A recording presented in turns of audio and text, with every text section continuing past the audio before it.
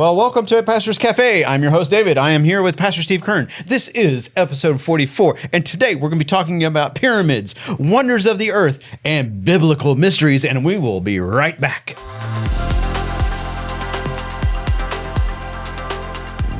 Well, welcome back to the show. I'm your host, David. I'm here with Pastor Steve Kern, and today is episode 44, and we are talking about some pyramids. We're talking about some wonders of the earth. We're talking about biblical mysteries. Are you excited again for today's discussion? It's going to be good. It's going to be good. All right. Should we give a little preface to this first question? Because look at there. We have some pyramids.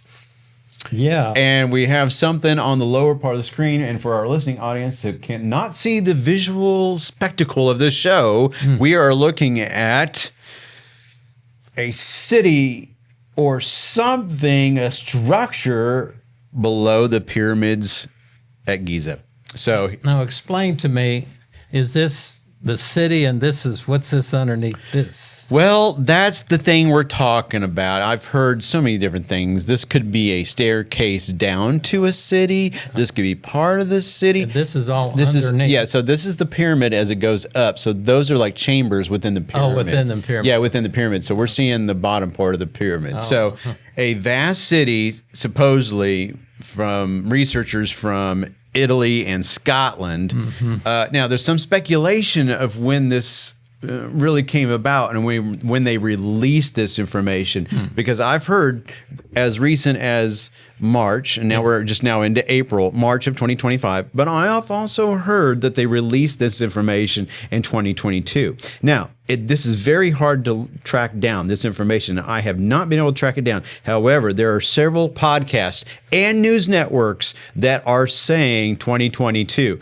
And it's been quite the conversation of why they would wait until now to release this information. It's almost like we're in sensory overload of what's going on in this world. Possibly the media, possibly the deep state is using this as get us off of what's actually happening and focusing on something else.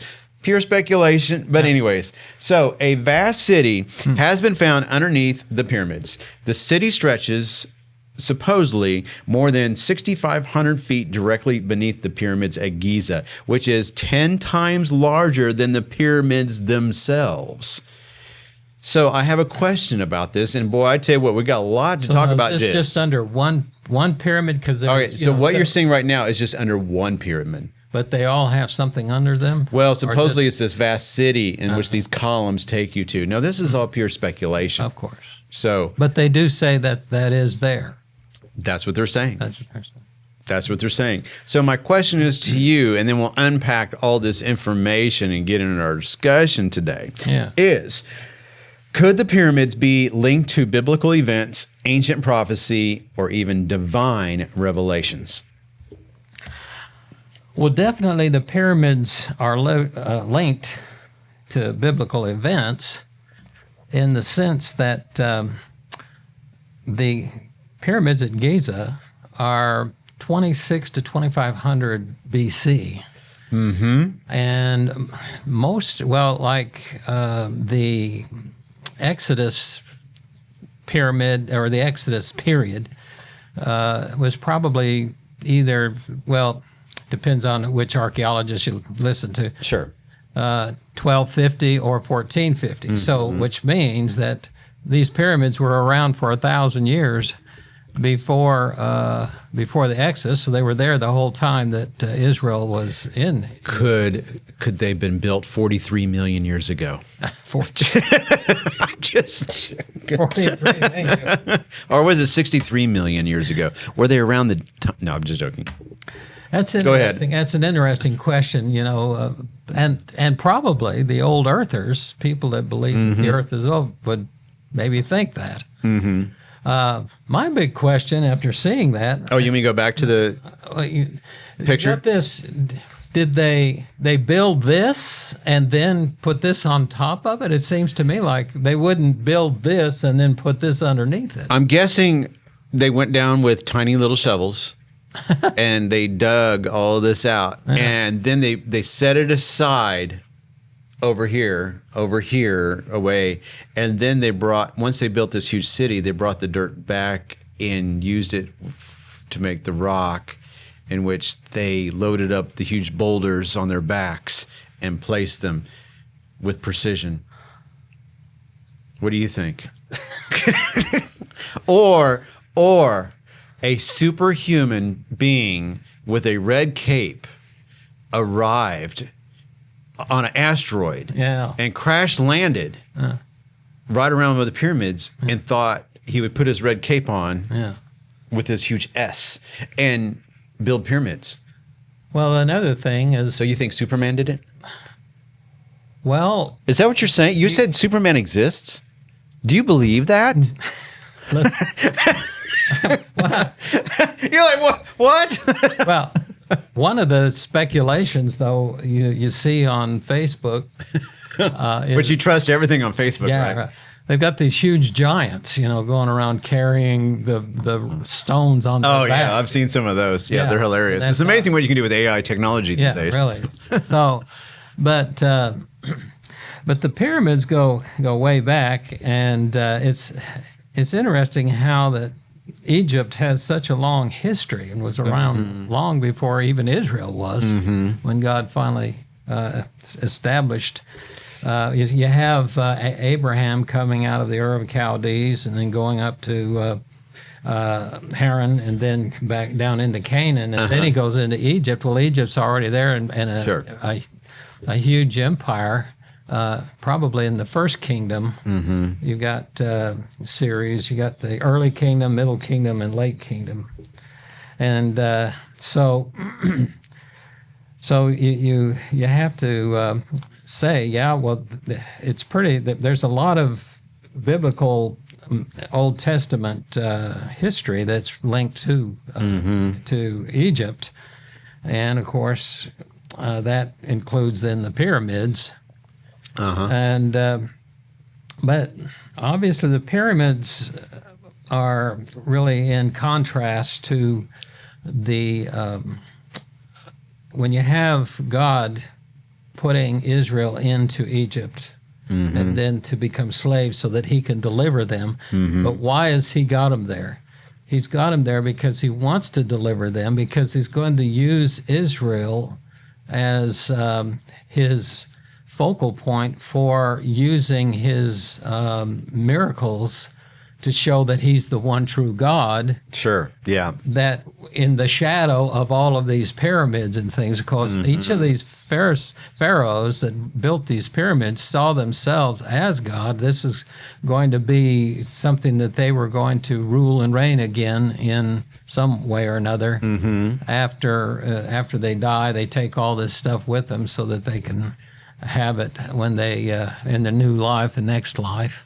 Yeah. So anyway, so there's a lot of that going on while Israel is in Egypt, to be there to ultimately become the reason, or God's way of showing that he's the one true God and not the gods of Egypt. And so there's a lot of, they are definitely linked to biblical events. I mean, they were all still there when Mary and Joseph took Jesus down to Egypt, and Jesus was down there for 4 or 5 years at least. Yeah. So there was all that kind of thing going on. Of course, when Jeremiah, the Israelites that were still in Jerusalem that rebelled and left, and God said, "Don't go to Egypt." What they do? They go to Egypt. So there's actually descendants from that period of time down there. And it's a very interesting thing too, because of all the nations that existed during the time of the Old Testament that Israel encountered, Babylon, Persia, all these places, the Moabites, the Edomites, the descendants of Esau. God said they're all going to be gone. Yep. But he also said that Egypt will remain. but it will never be a great nation again. And you see, you go and look at all that, and that's exactly what we see now. Yeah. And so yeah, there's some history going on there. Ancient prophecy, of course, that's one of the ancient prophecies that God said that Egypt would remain when the other nations wouldn't. Yeah. And it makes me think in terms of, okay, and God, the way he dealt with Egypt. In Egypt, I mean, there's a huge Christian, a lot of Christianity in Egypt. And, but anyway, as far as divine revelations being a part of Egypt, or the pyramids being a part of all that, I don't see, even Egypt doesn't really seem to be a part of the nations that come against Israel in the end times. Interesting. Okay. Yeah. But anyway. Well, let me ask you this real quick, because I'm really curious. I've wondered my whole life, who built the pyramids? How were they built? Why were they built? Well, there's speculation. Well, we can read a history book about why they were built, but how were they built and why they were built? Okay. Do you think we'll know when we get to heaven? Will we automatically know, or will we automatically know everything? Or will we go to the library when we're in heaven? Will there be a library, and then you crack open the book and you say, well, okay, so who built the Egyptian pyramids? And you open up the book and then you read about it. Yeah. So how will we ever know? Yeah. Will we know? I think we will. How is this going to happen? I'm curious, because when I get to heaven, I want to be ready for all this knowledge. Will my head explode because it has too much information? I don't think so. No. Okay. Because you're going to have a new brain. It's a new brain. Yeah. Is it going to be like double brain? Is it going to be on? Is it turbo, more room? It'd be like carrying around hard drives. I want a hard drive. I want to be. You know what would be really cool? If we could hook ourselves up to a computer, and then I have like this disk drive, a small little drive I can insert into my brain. Wouldn't that be cool? So if I want to learn how to fly a helicopter, all I need is put a chip in my head, and all of a sudden it downloads in my brain. I know how to fly a helicopter.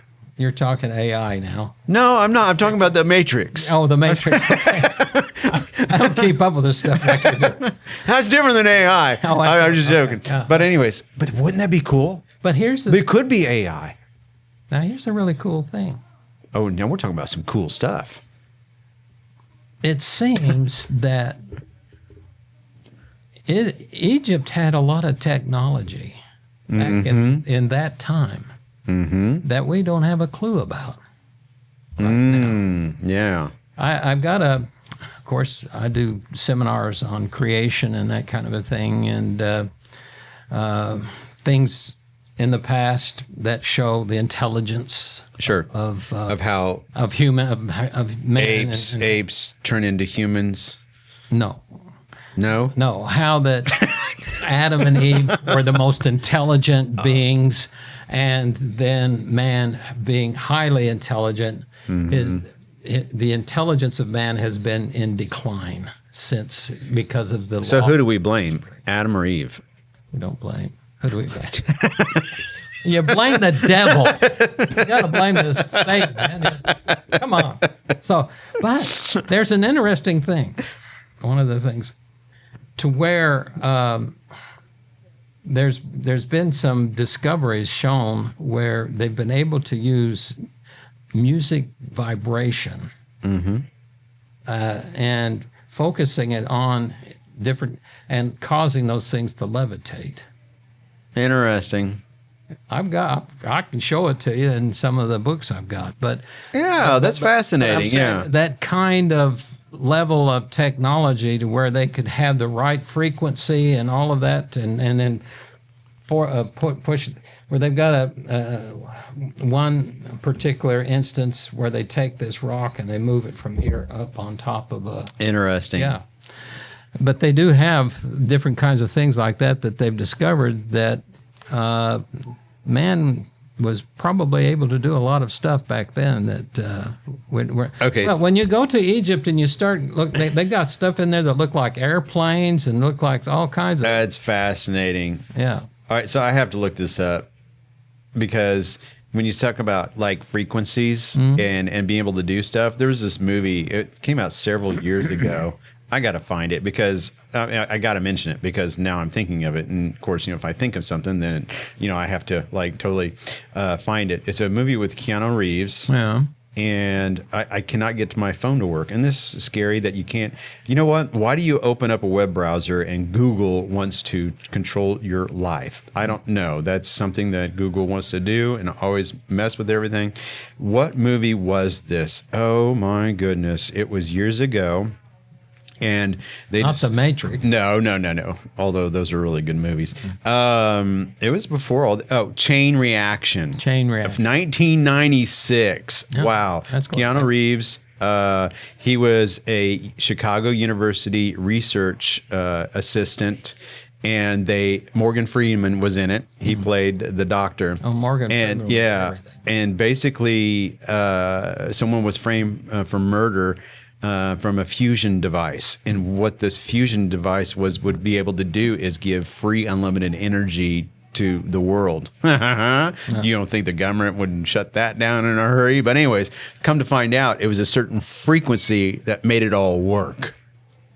And so that kind of goes with what you're talking about, frequencies. And that's something that we really haven't really tapped into and discussed thoroughly of the power behind frequencies. Well, they do have. They've been doing some scientific studies on small items, like a small marble Sure, or something, yeah. and have actually levitated very, small objects. Objects, yeah. But showing though that there is a certain level of strength or energy within the frequencies to actually move something with some form of matter. Sure. Levels of matter. Yeah, and someday we'll have to discuss A440 compared to Verity's A432. Yeah. Oh boy, there's a little teaser right there. sure, Frequencies. All right, well, good deal. Is there anything else you want to talk about the Great Pyramid of Giza and biblical connections before we move on to the next Womdinger of a question? Well, I just wonder about. Oh, you want to go back to the picture? the city. Where did all the dirt go? Oh, there's the moon landing. Oh, We're not going to talk about that today. Not today. All right. So where did all the dirt go? Well, like I said, they took all the dirt and they see. Look. There's. Oh, that's pyramids. That wouldn't be a mountain of dirt. Maybe they used the dirt to build a city dear me. and make clay brick out of it. What do you? Well- Maybe they did. They fired up their mortar machines and they got it all ready to go. Yeah. Made some brick. Yeah, well, maybe. Made some stone. Well, they certainly got plenty of sand over there. That's for sure. But yeah. It's just very interesting, isn't it? Yeah, and I guess are they actually going to be able to go down in there and begin to investigate all this? I mean, this is all fairly new stuff. Who knows? I know. It's like, we're going to release the Epstein files. We're going to do it. We're going to do it. We're actually going to do it next week. All right, 2 weeks from now, we're really going to do it. So we're going to go down in this city. We're really going to do it. And by the way, we're going to go to Mars too. Well. And we're also going to go to the dark side of the moon. Oh. We're going to find aliens. Oh. There's a lot of weird stuff going on, isn't there? We live in a crazy world. Well, and it gets more crazy when you actually allow yourself to be influenced by all these different kinds of blogs out there. I know. Exactly. Like I said, wouldn't it be just nice if we could just insert a chip into our brain and then all of a sudden we're all knowing? I don't know. The only chip I'm really worried about going to my brain is when they're talking about putting the 666 in there and you can only buy and sell if you've got that chip.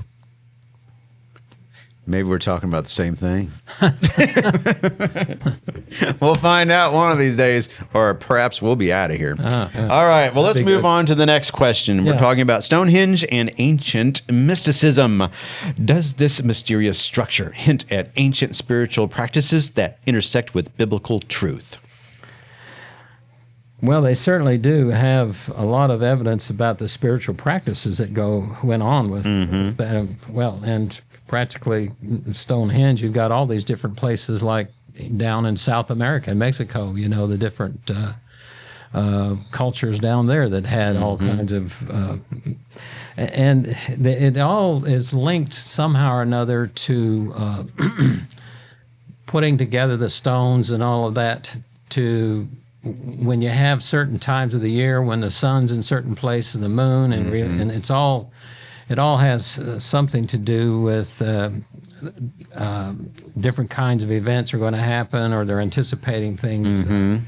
But it really has more to do with, it seems, more worship of the creation rather than the creator. And, Gotcha. Or even more into the idea of the dark side, have you been talking about, of things? Because Talking about the Force? no. But the spiritual practices that they had back in those days, basically, which are, I think, still kind of practices that are still similar to what they were doing back then, that you still have in the different countries, Africa and places like that, where they have witchcraft and all that. Okay. It's all, to me, kind of a continuation of those kinds of things. And it's interesting how that we just finished celebrating St. Patrick's Day. And St. Patrick, when he came back to Ireland, they had all that kind of stuff going on. And that's why they celebrate him so much, is because he was able to finally bring Christianity in and do away with a lot of this, the practices that apparently were very dark and deadly, probably a lot of human sacrifice and all that kind of stuff going on. Wow. So, well, they do intersect with biblical truth, because the biblical truth is this, that there is a devil, there is evil, and it does exist. And when people start, to me, the idea of evil existing is one of the greatest evidences for the existence of God. Oh, let me ask you while we're talking about this. So if evil exists, God is love, then does that make God evil? Or capable of evil?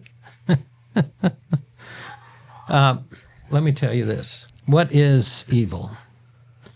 Evil is the absence of the presence of good. That's very black and white way of looking at it. What is God? He is good. Where did evil come from? Evil came from when Adam and Eve disobeyed God. He removed his presence, his goodness, and what remained? Ah, very good. Evil. That's Evil, right. the absence of the presence of God's good. Yep. The reason why I asked is because I saw that question on Facebook. Oh. Someone was trying to stump stump a Christian with that question. Right. And I thought, well, that's kind of a thought-provoking question. How do we know what evil is without good? Oh. If you don't... That's another good question. Yeah, that's one of the philosophical things we talk about, and that's one of the things that C.S. Lewis really used to push, is the idea of if there is no standard to compare to, then there's no absolute. If there is no absolute, then basically there is no sense. You can't really define what evil is if there is no good to compare it to.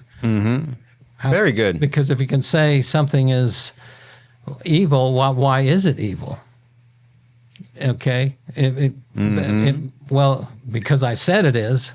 Well, that's one thing. But if you say it because it's evil because I think it's evil, well, no, it's evil because there's this goodness over here, this absolute goodness that you can compare it to, and then have some kind of a sense of, all right, there is something beyond ourselves that defines what good is, so that we can then have an understanding of what evil is. Sure. Yeah. Good deal. Well, while you solve that mystery, solve this mystery. Which came first, the chicken or the egg? obviously, the chicken. The chicken has to come first, because you can't have an egg without a chicken. And when God created the chicken, it says that he created them all with their eggs in them, the ability to produce, so that, you see, that question never would have come up if you had this idea of evolution being true. Ah, okay. Where, everything started from a single cell and then began to evolve, slowly but surely and everything. Well, did the egg evolve and then the chicken came? You see what I'm saying? I know what you're saying. I tell you, it's fascinating because we just hatched some chickens. Oh. And I remember going through a bunch of eggs, and I would get that light, it'd shine a light up, and you're trying to look for that little dark spot at the beginning of the chicken. And I was like, well, I think I see one. So I think I put 22 in the incubator. Yeah. And we lost, of those who hatched, we lost 3. So we ended up with 15. Yeah. 15 young chickens. It's fascinating to actually see that, And, I go in every single day or night, and I would check on the incubator and add the water and make sure it's maintaining the temperature. And we have one of those incubators that turns the eggs. So it's becomes very convenient and nice, that it does that on its own. But I tell you what, it was actually last Wednesday night. I got home from church services, and I parked my truck in the shop, and that's where I keep the incubator. And I just happened to glance over there, and I saw this little chick hopping around in the incubator going, cheep, cheep, cheep, cheep, like that. I thought, we just hatched a chicken. And then the next morning, we had like 8 of them. Wow, they were all coming out. And then they were all started coming out. I thought, this is fascinating, I mean, this is, that's an opportunity to learn something. It's really kind of cool. I have a ministry in Kenya that we work with orphans and the poor people over there. And that's what we've done is we've bought some incubators. Oh, cool. And we're incubating eggs, and then when we get the chickens, we're giving the chickens when they get big enough to different people for them to have their own chickens, to be able to start having their own eggs and raising their own chicken. Yeah. And so it's really kind of an interesting approach to mission work, Well, wow. Let's give everybody a couple of chickens. But well, I tell you what, though, you process your own chickens. Wow. Yeah. That is tasty. Yeah. Because we let our chickens free range. Yeah. The egg layers and also our meat birds. Wow, you can taste the difference. Yeah. But anyway, I'm sorry, I interrupted you. Go ahead and continue. No, that's fine. That's it. No, so the point is we're hoping that these people, they can have eggs, but they can also raise some chickens they have some income. There you go. Off of that, plus have a source of, because a lot of times what they have to eat is rice and beans. Yeah. But so it wouldn't hurt for them to have a little bit of meat once. There you go. Protein. So that's kind of the whole idea of it is in time, hopefully we can have people have enough chickens and things like that to take care of themselves rather than having to depend upon, somebody else. Well, we're going to have to wait for the third question on our next podcast. We are? Yeah. Yeah. We talk too much about digging dirt and chickens and chasing rabbits. So we'll continue the wonders of the earth and evidence of the divine next time, and possibly let this kind of brew a little bit for our audience as well, for you too. All right. Let's talk about 1999, 2012, 2016, The Matrix, Y2K, and what possibly might be happening by the deep state and social media, what's going on. Look up those dates, 1999, 2012, 2016. Those. Well, I'll have to write that down. Something happened in those years. And we'll just take it from there. So I got some questions. And yes, does it include some speculation about the Matrix? Yes. Why not take a deep dive, huh? Oh, dear me. And then hope if I come back and I have a cut in my head, I'm able to insert a chip in my head, then you're thinking, I've totally lost it. But anyways, you know what? If I can insert that chip in my head, I tell you what, I'll be able to do anything. I'll be like wearing a red cape, building pyramids. Just joking. Well, thanks a lot for answering my questions today. Well, Nice discussion. It helped. Oh, it helped me. Well, good. Let's see if it helped anyone else. Yeah, exactly. All right. Well, thanks for joining us for today's episode of A Pastor's Cafe, episode number 44. We hope you enjoyed it. Give us a like, subscribe, and ring the bell, and send us some questions of your own. That would be fantastic. Yes, Let's try to challenge our pastor in the hot seat. All right. We'll see you on the next episode of A Pastor's Cafe. Until then, take care and bye-bye. Bye-bye.